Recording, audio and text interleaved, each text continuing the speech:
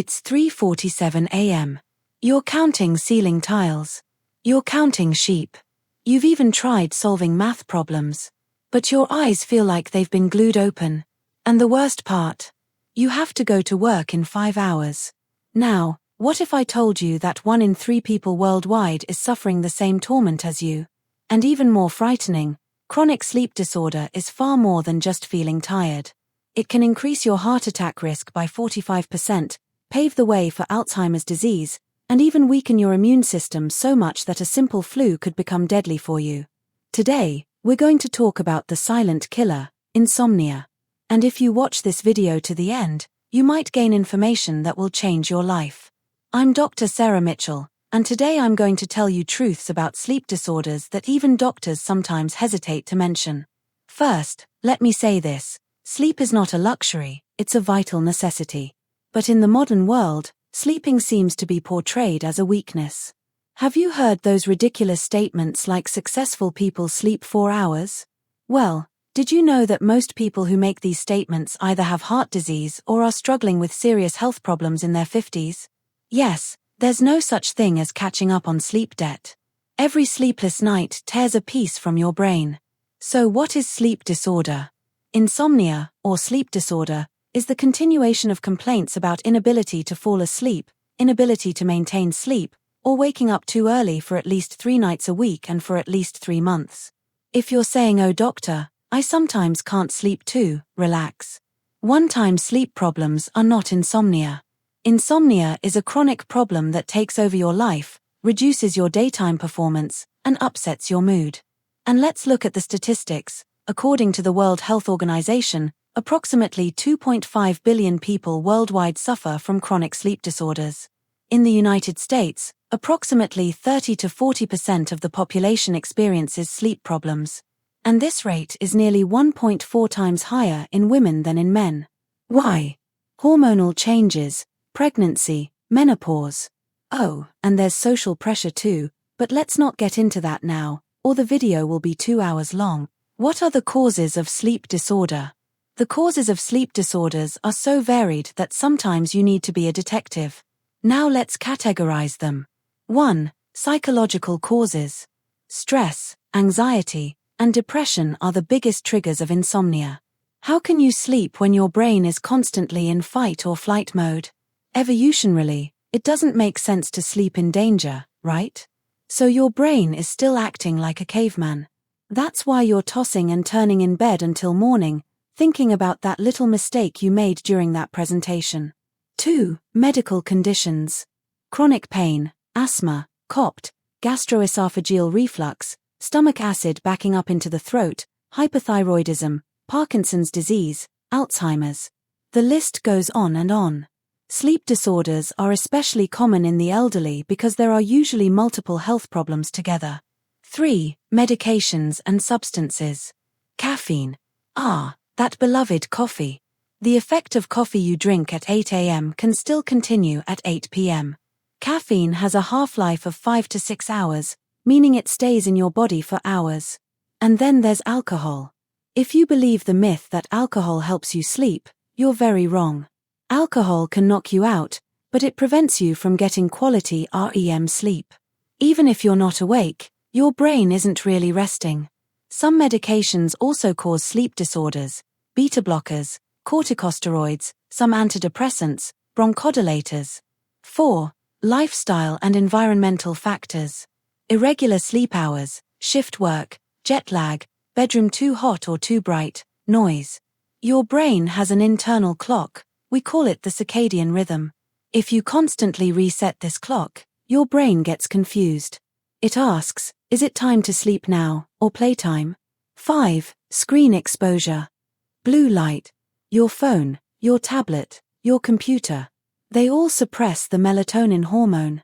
What is melatonin? The sleep hormone. So if you're browsing Instagram for 2 hours before bed, your brain is receiving the message it's still daytime, stay awake. What are the symptoms? The symptoms of sleep disorder are not limited to just "I can't sleep." Difficulty falling asleep, inability to fall asleep for more than 30 minutes. Frequent awakenings throughout the night.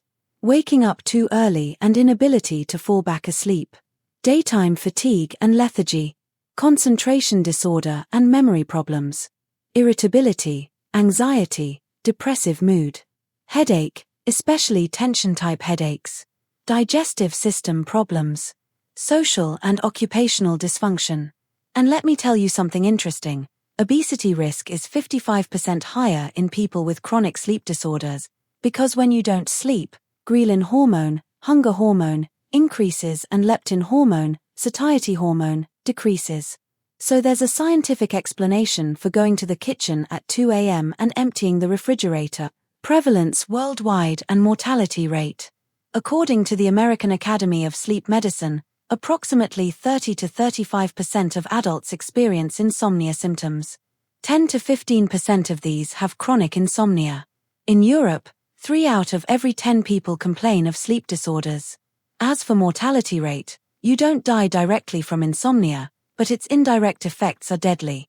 According to studies, those who sleep less than 6 hours a day have 48% higher risk of heart attack, 15% higher risk of stroke, 28% higher risk of type 2 diabetes, 3 times higher risk of traffic accidents. So sleep disorder is silently eroding your health. When does it get better? This question doesn't have a simple answer. Acute insomnia, resulting from temporary causes like stress, travel, usually resolves in a few days to a few weeks. But chronic insomnia? This depends on treating the underlying cause.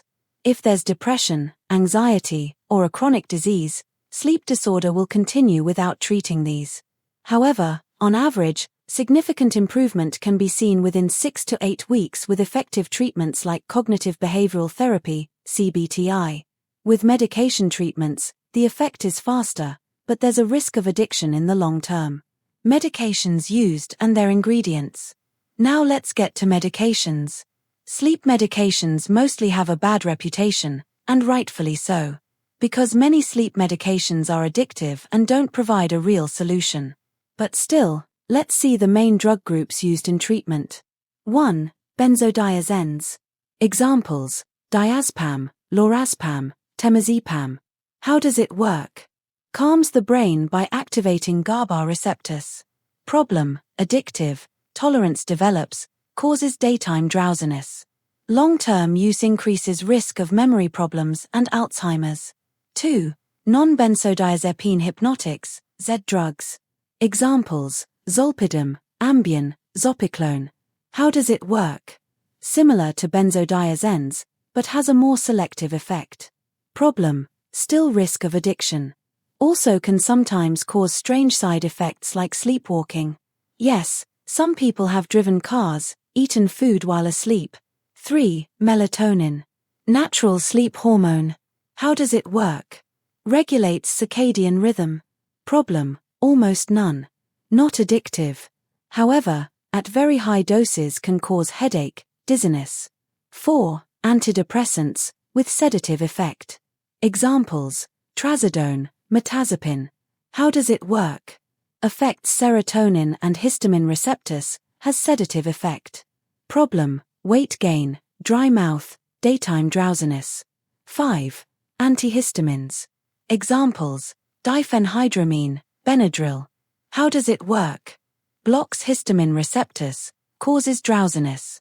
Problem: daytime drowsiness, dry mouth, urinary retention problems. May increase dementia risk in elderly. So what do I recommend? Medications should be the last resort. First behavioral changes, then natural methods, then medications if necessary. And must be used under doctor's supervision. Natural treatment methods, very important. This will be the longest part of our video because natural treatment methods are actually the most effective. Medications are temporary solutions, but behavioral changes are permanent solutions. 1. Sleep hygiene. Regular sleep hours. Go to bed and wake up at the same time every day, including weekends. Yes, sleeping until noon on Saturday morning is very tempting, but it's destroying your circadian rhythm. Bedroom is for sleep only. Don't watch TV, use phone, or work in your bedroom. Your brain should establish the bed equals sleep connection. Ideal room temperature, 64 to 68 degrees Fahrenheit, 18 to 20 degrees Celsius. Yes, it should be a bit cool. When your body temperature drops, it's easier to sleep. Dark and quiet environment, blackout curtains, eye mask, earplugs. Your brain produces melatonin in darkness. 2. Screen detox. Stay away from all screens at least 1 to 2 hours before bed.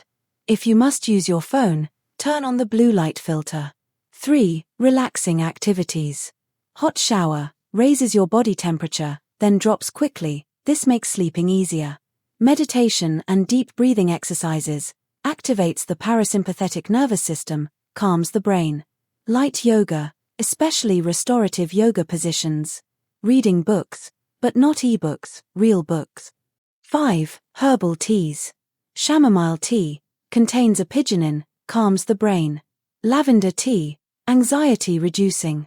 Lemon balm, GABA increasing. Valerian root, natural sedative.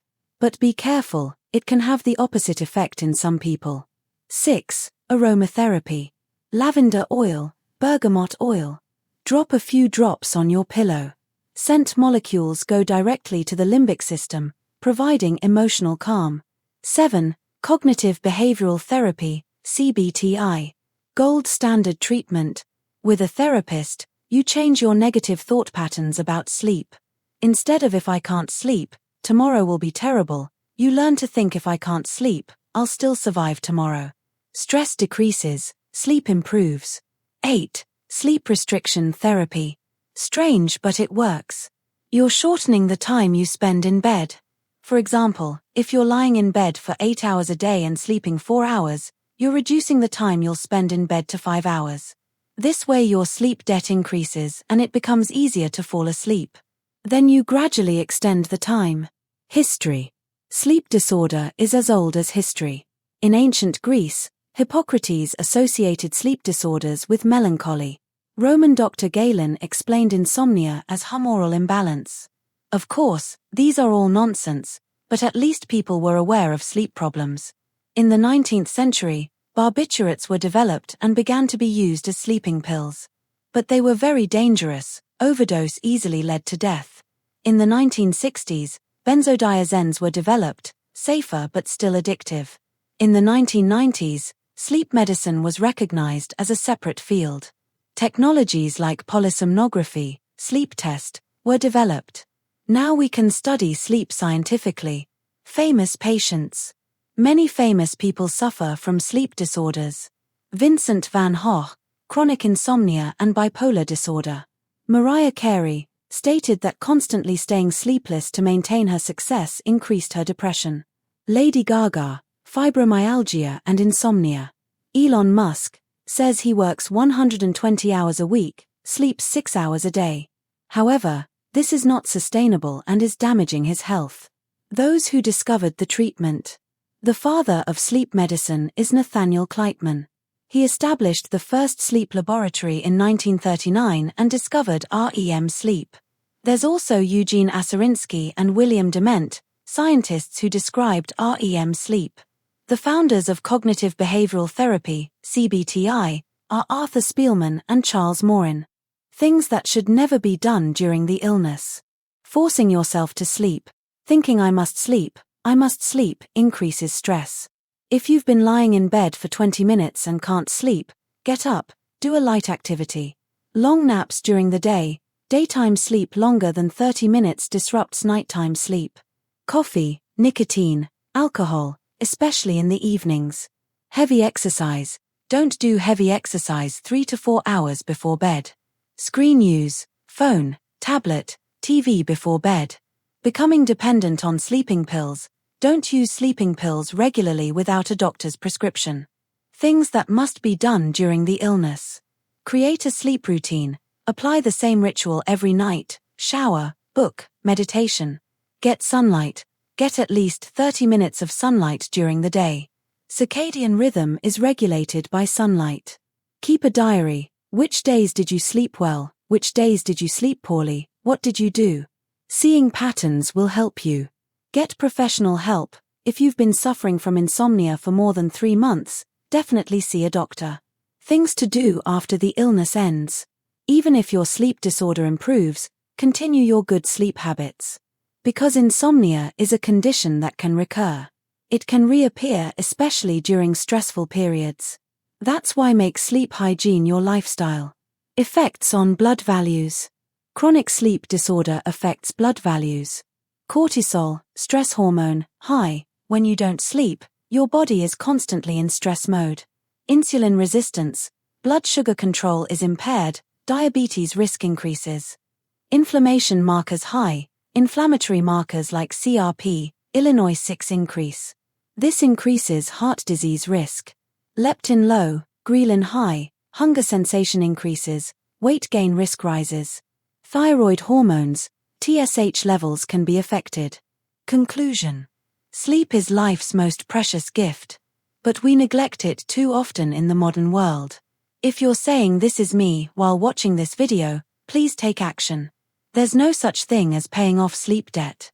Every sleepless night steals from your health. Goodbye and take care of yourself. Please like the video and subscribe the channel. Have a good day.